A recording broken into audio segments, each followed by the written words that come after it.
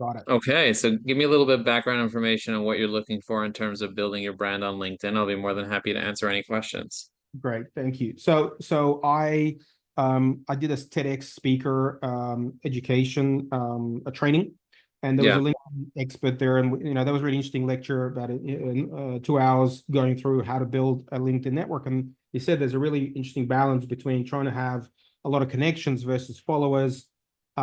He said actually having a lot of connections can actually reduce your effectiveness versus having a lot of followers. So they're different things. And I guess for me, it is an interesting question of how to grow a professional-based personal brand. So as I mentioned, I'm a golf entrepreneur, serial entrepreneur, had an exit, wrote 2 books which are being published this year, and self-publishing all that, but wrote a board game called Entrepreneurpoly. And so my personal brand is really about entrepreneurship and passion, like building businesses from the things you actually love doing versus just building businesses. And that's the brand I'm trying to build on multiple channels. But LinkedIn is something I resonate with most. I don't resonate with TikTok or YouTube Shorts. To me, LinkedIn is the kind of brand that I want to build, more professional and all that. So I'm trying to absorb as much as possible in how to do it in a tasteful way without really just becoming, just a connection junkie, if you know what I mean. 100%. 100%. So what I would say for you is to have a strategy. That would be the first thing that I would tell you to do. Most people don't have a strategy. So understanding who's your target market, what is their message, what are you trying to achieve, and then taking people through a particular funnel. So there's top of the funnel, middle of the funnel, bottom of Yep. the funnel. So once you figure out your target market, you can take those people through a particular funnel. Getting really clear on your target market is one of the hardest things that people can do with whether it's in a business or a personal brand. People don't want to pigeonhole themselves. Mhm. So if they take a look at your profile, is it really clear who you're talking to and what is your message to them? And for most people, it's not clear at all, and that's why they're not really getting traction. I recently heard a talk from a guy who I recently heard a talk from a guy who targets people looking for jobs in the UK. Mhm. Like, but not just anybody looking for a job, brand new students that just graduated that are looking for a job in the UK. And he's able to generate $100,000 a month in recurring revenue from that niche. And he has almost 50,000 followers on LinkedIn because for the past 3 years, he only focused on that niche. And Mhm. so, they say the riches are in the niches, but it's not because there are riches in all the niches. There's a concept called total addressable market. Yeah. There's a lot of different ideas around making sure that you pick the right niche, but also like understanding if your messaging is resonating with that niche and if you have all the components put together. So if I take a look at your profile, you have a sharp profile. You talk about, it looks like there's something related to golf in the background over here. You have a profile photo that's pretty professional, but it's not very, very clear. It looks like you're a golf, I don't know why I thought startup addict. I thought it said golf addict, but you're really That focused too. on golf. Yeah. It looks like you're really focused on golf and EO. That's kind of like the thing. And you're missing a lot of different elements in your profile. From a Mhm. branding perspective, you're missing like the newsletter, the article, the videos. Like there's a lot of different elements that you're missing here, like the events, all that stuff. You're missing call to action. You don't really have a way for you to collect people's information on your Mhm. profile as a thought leader. So I would definitely recommend um, doing an overhaul of your profile to really Mhm. help you with your target market. Also, you haven't received a recommendation in Mhm. many, many, many years, over a decade. And also your skills aren't aligned with what you're looking to do necessarily. You don't have content around your education. So there's a lot of things that are missing in your profile. Your profile needs a revamp. And if you optimize your profile properly and you have the right featured posts here and you kind of align yourself properly, you're much more likely to be successful being a thought leader on LinkedIn. I walk thought leaders. I have a community where I walk thought leaders um, through optimizing their profile, but also optimizing their connection strategy and making sure Mhm. that they're doing all the things they need to do. I have about 20 members that we kind of meet on a regular basis and talk about thought leadership and talk about how they can build relationships with each other. and grow their business. Like that's the idea, like even supporting each other's content. When you Mm. post something on LinkedIn, maybe you're not really, you haven't posted in 3 months. So it's like, if you want to put yourself out there, you got to be consistent with posting. And most people are just never posting on LinkedIn, and they want to be a thought leader. They want to put themselves out there, but then 3, 4, 5, 6 months go by and they don't have a followership, and they're wondering why. The reason you don't have a followership is you're not putting it's like saying, oh, I want a network, but you don't go to the networking events, That's the Yes. idea. So showing up to the party means leaving comments. So if I take a look at, I can see how many comments you left, and I see the last time you left a comment was 2 months ago. I'm not saying this to shame you or say there's anything bad. You're a very successful entrepreneur, but I'm saying in terms of building your personal brand, either hiring someone to do this for you and support you, or hiring someone to guide you, and then having that accountability to make sure you're taking action consistently will help you build that brand. That's the So, idea. so no, that sounds great. And I love the idea of that 20-person group you mentioned, the mastermind kind of group. I think that's great. Is it possible to, or how do I, this person that I've hired as a part-time, but she built a strategy in terms of a more a tactical strategy, so low level strategy of, posting hashtags, when, what, etc., and commenting. So all of that will start soon. But part of my, as an entrepreneur, and I'm sure you come across this, and maybe some of the guys too, like I do 100 different things. I'm busy as hell. One of the things I'd love to do is kind of, instead of playing like a broken telephone to my assistant, how do I get kind of my assistant to be part of this conversation? They go, oh yeah, I need to do this for Igor. I need to do this for Igor. I need to make sure. So I've made some notes, which I'll hand off and Yeah, yeah, work with. 100%. I would say for some people, like we have at least 3 people in the thought leaders community that they have their assistants that are part of. They join the like monthly meeting with the other entrepreneurs, Right. but they have their assistant in there every day taking the actions, the daily actions of posting in each person's post. So if there's like a list of people that you want to be involved with, Right. let's say for example, is another EO member, Eric Thorson. I don't know if you know who he is. Nice guy. He's part of the Engaged Thought Leaders community, Mhm. and he's building his own personal brand. Very successful CEO. Now he's a business coach as well, and he has a Mhm. successful business called Thor Solutions. And if you go here, you'll see he's constantly posting on the platform, and he gets comments on his posts. You see there's likes, there's comments, Mhm. there's action going on, but he's also leaving comments on other people's posts. So you see Yeah. that he's taking action. So he wants to do it himself. So he learns how it works before he hires an admin to kind of do it for him. But then there are other people that are kind of just, they hire the admin, and then the admin kind of does it for them, and that's it. But you see the way he writes over here, Yeah. click to get notified, and there's a little arrow, and there's all these little things that you can implement in your Yeah. profile, That's can make a great. huge difference. Yeah, it can make a I, huge lo- I difference love to that get a huge. header. I love that header. I was Yeah, told that in this other course I did, the guy said that the average time a person spends on a new LinkedIn profile is 6 seconds. 100%. Very, very little. Very short period of time that people spend on the platform. So it's essential that you make sure that you capture people, but also like people will spend more time on your profile if they see you more times. So for Right. example, if I leave comments on people's posts, if I'm on the feed, let's just say, and I see somebody's posting consistently, like this guy, oh, let me see who's going to load over here now. Okay, so Gary Vaynerchuk, for example, I don't know if you know who he is, but he's a Yeah. pretty popular guy that everyone knows. But he just came out with a book, Day Trading Attention.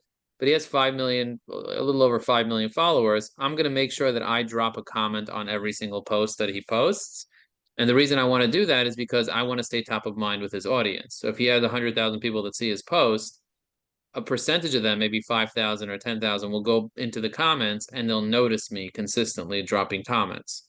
And I don't even have to write the comment myself. I use my tool called Evi AI that helps me be able to do that. So it just makes my life a lot easier. But yeah, having a strategy is going to be key. Not just writing content, but knowing who your target market would be the first. That would be the first step. Ben, is Right. your last name Zen? No, my last name's Riddler, but I remind myself that I have to stay chill by calling myself Benzin in the socials. Okay, that's so cool. Benjamin Riddler, Ridler. Yeah, do you want my link? Is that this? Is that this link over here? Sorry, let me just get you guys back up on my multiple hundreds of screens. Where are you? Sounds like another Aussie. Kiwi. I'll give you a tip. You should always default to Kiwi because it's a compliment to Aussies. I'm an Aussie. And Is this it? Is this you? Yeah, this is me. So I've not been active, but I'm about to go again with the new company, and we're going to use Dripify. I've got an agency, but I've not been in there, and I can notice the difference. And what you were just saying resonated. So I know I need to get my act together, and so I've just got a couple of bits of tech to build to launch this thing. It should be out in the next week or two, and I'm going to try LinkedIn and my primary channel. So yeah, it's going to be really interesting. I've got a client we worked through the LinkedIn process and Dripify with, and their diary's just full of automated appointments that we've been booking, but they're Oh, very I love that. active. Yeah. I love that. So, I love that. That's really, really cool. So in terms of using Dripify, have you ever tried to use Linked Helper? no. It's a little less expensive and you can do a lot more with it. So it's $100 a year instead of $100 a month, but it works on your computer instead of working on the cloud. So I like using that. I have clients in my AI LinkedIn automation community that I kind of teach how to use that particular tool. Dripify is cool. It works. But you could only do like 20, 25 a day. With the other one, you Right. could do 150 a day. So you can be a little more aggressive. And it's like an app on your computer. So it just sits over here on my computer and That it's a sounds little bit perfect. safer in terms of the algorithm and so on. But what a lot of people wanted to know about was like, how do you enrich someone's information? Like, for example, I can use this tool called Make. Have you guys ever heard of Make.com? Yeah, I'm an integration guy.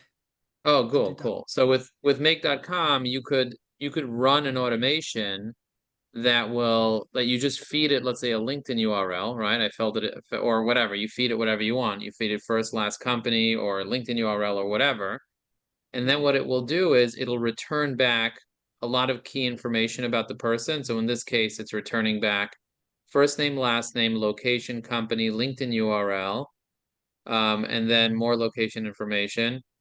Then company data. You see all this company data that it's pulling up over here?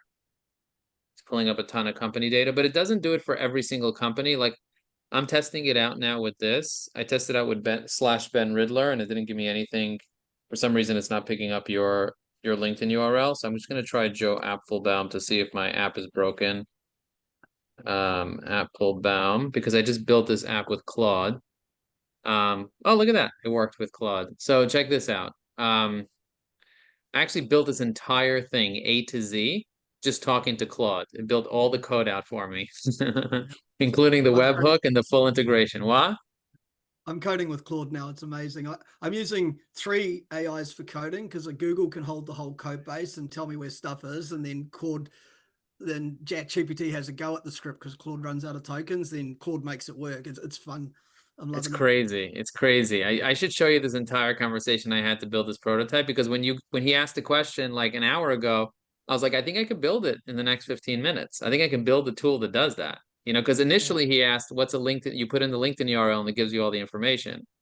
So yeah. now what he wants to do is he wants to put a name, a first name, last name, but that's something I already built. So I built it on a spreadsheet and I'm using make.com. So I'll show you the other integration that I use, the other tool that I use. So this is very simple. So I'm like going deep into the world of putting together APIs and integrations like this. So for example, My world. um, but it's your oh, that's your world. Okay, I didn't know, Ben. Okay, that's cool. But look at this. I built an enrichment tool that does the following. So this is a little this gets a little more complicated over here. So let's say you want to be able to pull from 5 different data sources at once and be able to find which has the best data source.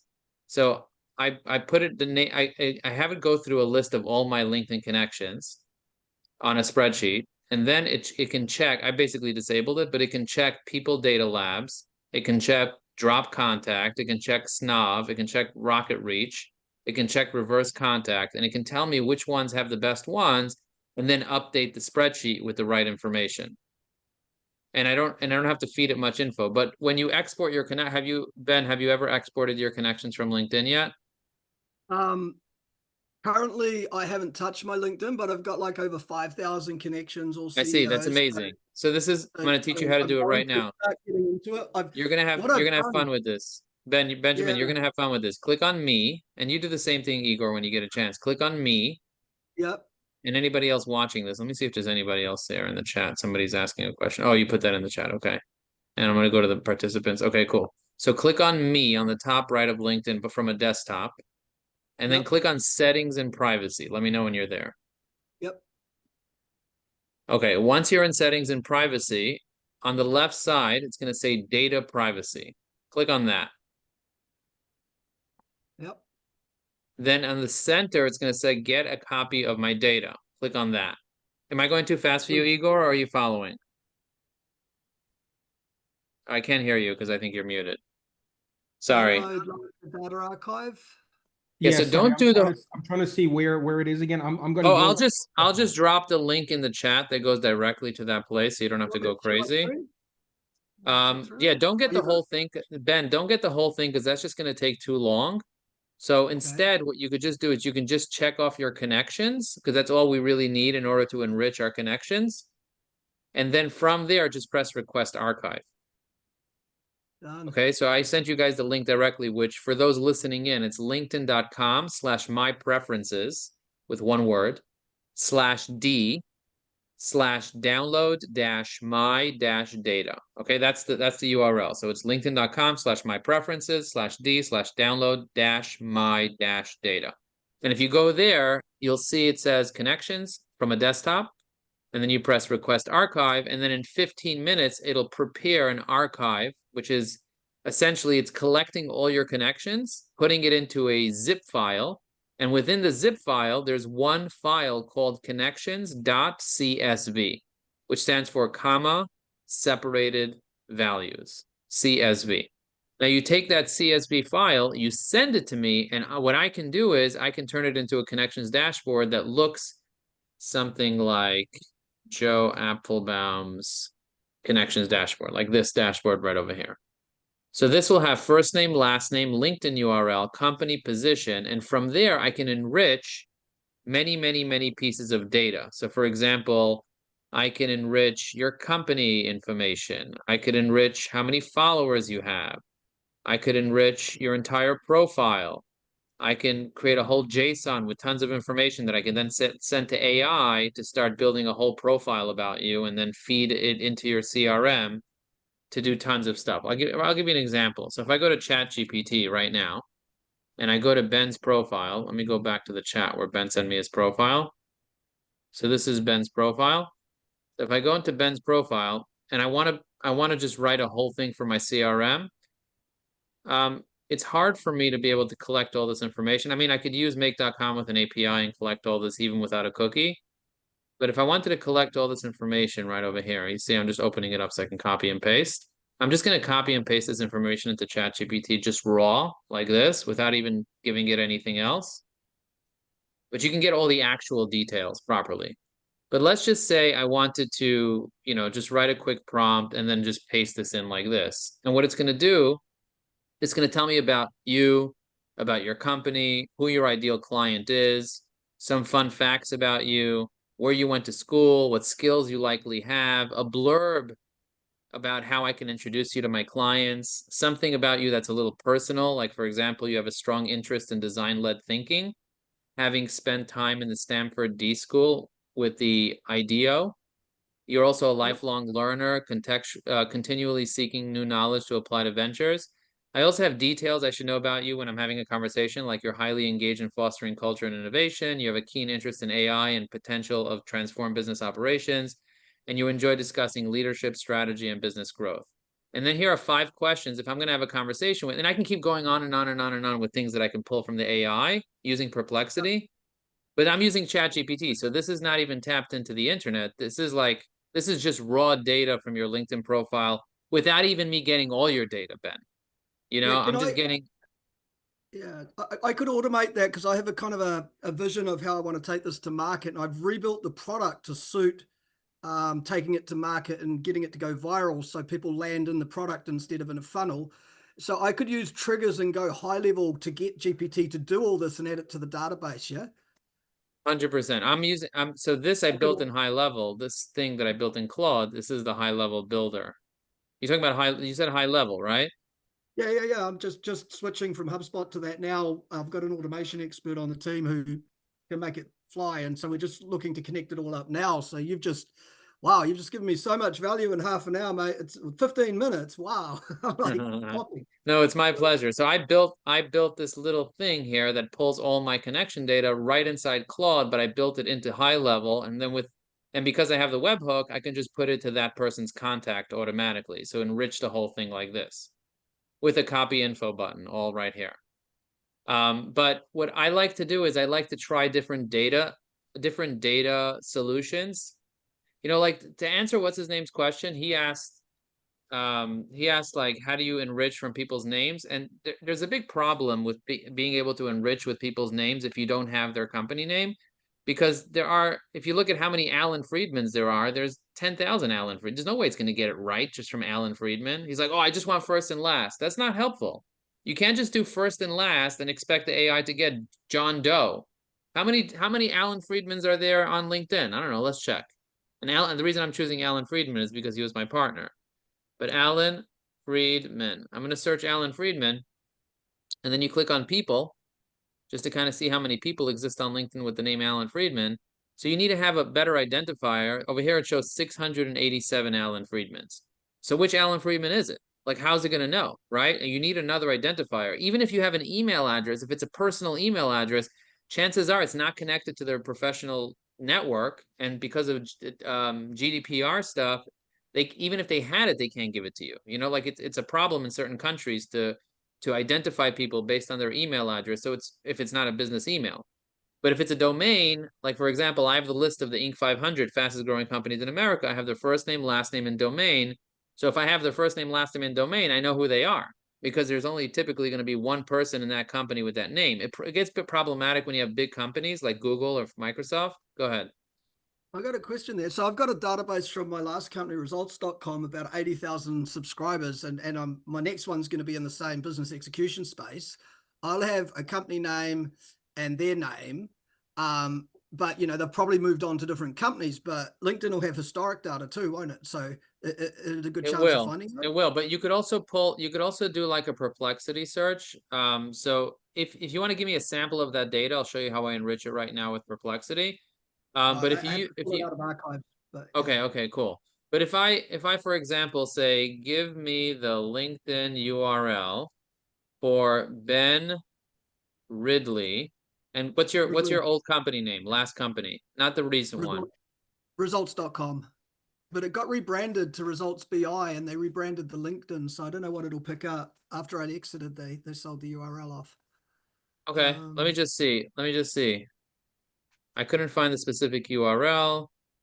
Okay. Riddler, that's why. What? R-I-D-L-E-R. Ben Riddler, R-I-D-L-E-R. Okay, I'm sorry. Okay, so I misspelled your last name. That's the issue? Yeah, but that won't happen from the spreadsheet. Right. Okay, couldn't find Ben Riddler. What about Benjamin Riddler? Let me see what I'm called. Oh, I did Ridley again. It's all right. I've been called worse. I'm sorry. No, you're right, man. I'm popping because I've been so focused on the product. Oh, look at that. Look at that. It found you. So look at that. It found you. So Ben Riddler is associated with results.com, not results BI. His relevant information is the co-founder of results.com, company that provides business execution consulting, described as a business execution software company under the leadership of the blah, blah, blah, blah, blah, blah. Did he sell the company, and what is his LinkedIn URL? Yeah. Based on the results, this is your LinkedIn URL. Regarding selling the company, the sale of the company can provide clear information.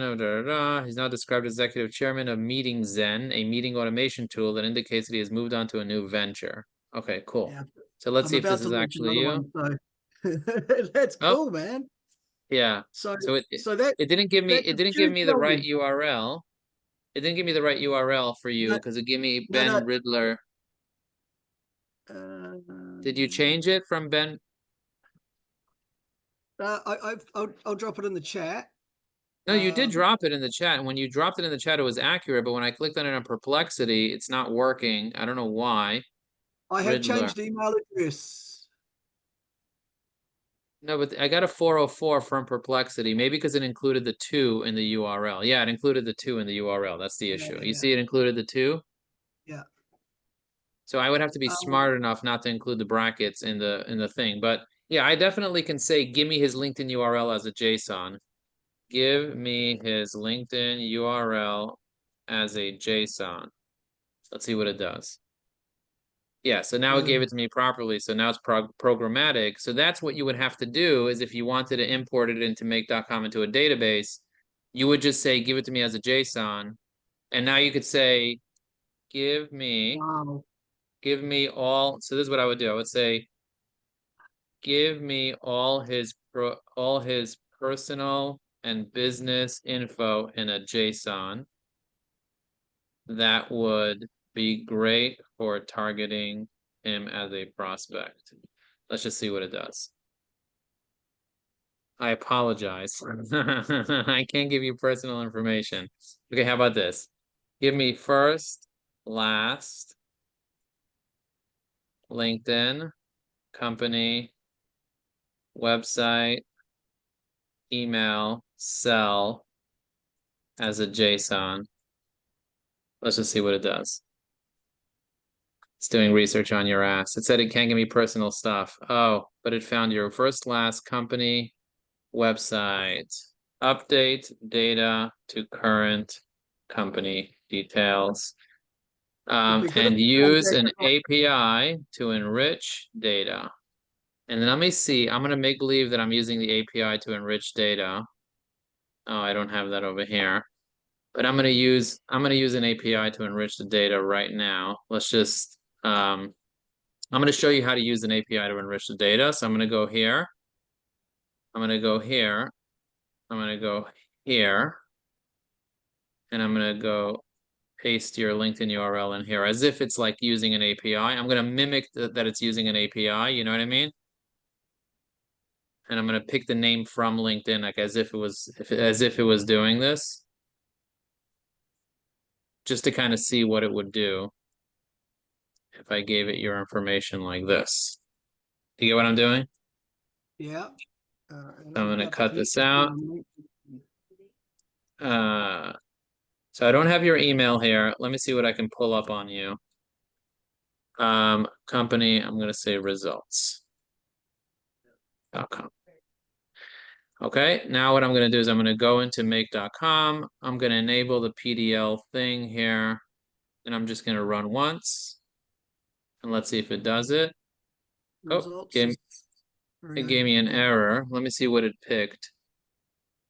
Oh, it picked the wrong person. Okay, let me find somebody else. Let me just write yes here because I didn't write yes to enrich here, and instead I picked a random person down over here.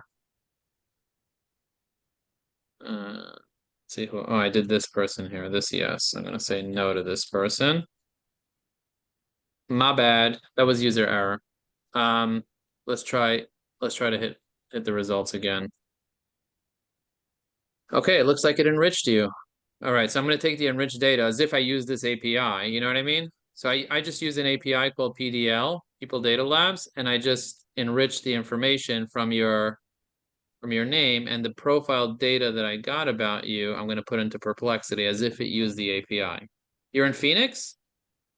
Oh, no, you're not. Yeah, I'm in New Zealand. So why is it enrich connections? Let's check over here.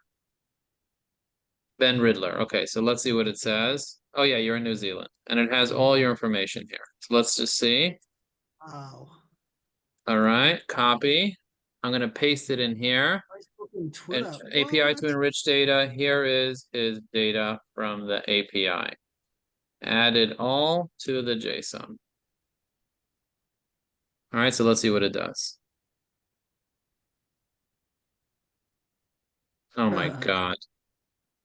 It's all right, man. I know where it's going, and I do this shit. But So I understand. I have all your personal information there in the Yeah. JSON. Can you add accurate information from this info into the JSON with all the right parameters? All right, now it did it. Okay, Wow. now I got it right. Now it said you're a male. I thought you were a female. What happened? You changed. Look, it's up to me. I can choose on a daily basis, I believe.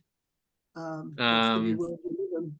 can you include email in the JSON that I provided? Oh, look at that. That would include Ben at results.com. Yeah, that Oh, won't and get me. what about 214-577-8032? Is that you? No, So that it's was, so probably. that's dirty data. That cost 25 cents, that data, just FYI. So it was Look, dirty data. What? yeah, I've got such a big use case for this for what I'm about to take to market. I've just reached out to you on LinkedIn. Yeah, I've got with what I've built and what you can do here. I think we put those two things together. And as my Argentinian product manager Carlos Caballero used to say, when we get to there, all the girls are pretty. Like I can see that. Wow, wow, wow, wow. Yes. Okay, well that Now solves that problem. there are other Yeah. databases that you can access where you can upload lists. Like I upload this person's connections into Apollo and it enriched all their LinkedIn URLs. But again, the data is also very dirty. You know, like the problem with data, and I'm going to say this for everybody listening because it's being recorded for everyone. The problem with data is that data gets dirty very, very fast. You know, things change very quickly. So you have to have a reliable way of getting information and then knowing that the information is not always going to be reliable, even if you're getting it from a reliable source, because it changes. People change emails. People change websites. People change companies. People even change their LinkedIn URL. I mean, you ever change your LinkedIn URL? People do it all the time. So you need a reliable source.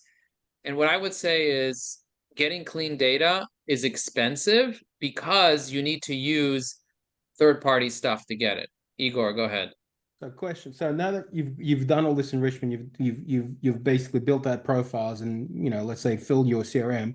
Um, what's your next step? Do you fit it into your top of funnel or do you have another use case? What's your It depends on, I would just rely on the strategy for that. Like it depends on what my goal is with the person. So for example, if I'm targeting HVAC CEOs, so what I'll do is I'll want to send them to watch an interview that I did with a CEO of a company that I helped build to $200 million and then sell. So I'll have them watch that as the first step. So my goal is to take all the CEOs, let's say I have 1,000 CEOs, and I want them all to watch that. Once they watch that, then they now have a relationship with me.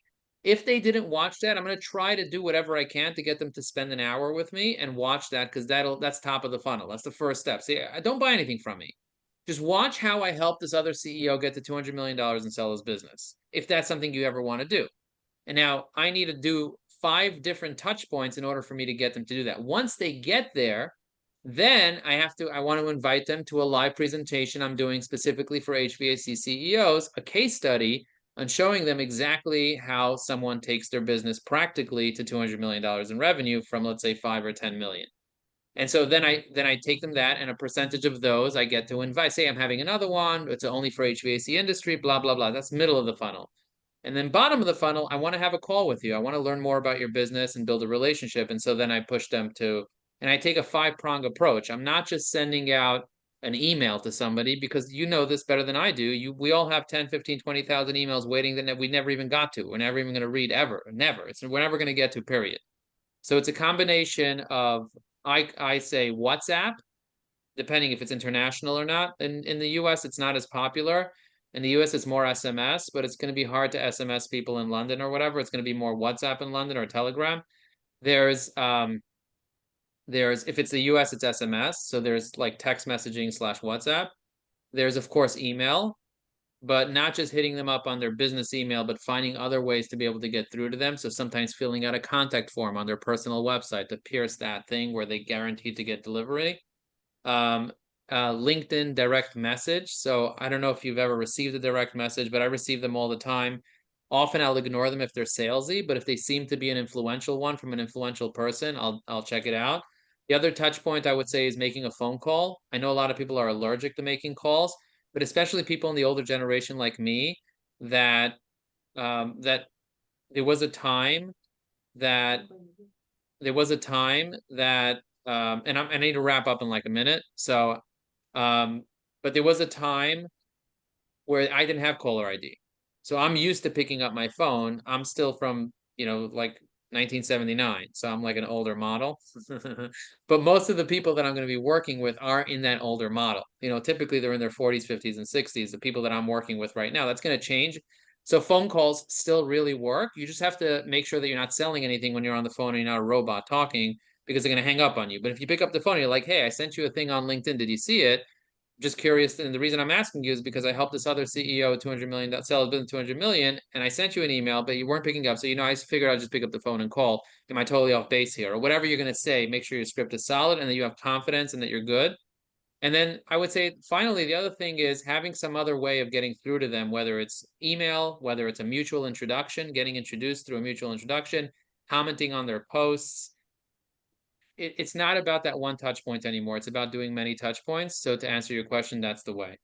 So everyone, thank you so much for joining me here today. I hope this was insightful and I hope you got value from this. And I look forward to staying in touch with all of you. If you Joe, want that to was find me, awesome. Thank you. oh, thank you. If you Good. want to find me on LinkedIn, my cell phone number is in my about section. So feel free to WhatsApp me. All right. Talk to you guys soon. You'll be hearing from me. Thank you. Looking forward. Talk soon. Bye, everyone.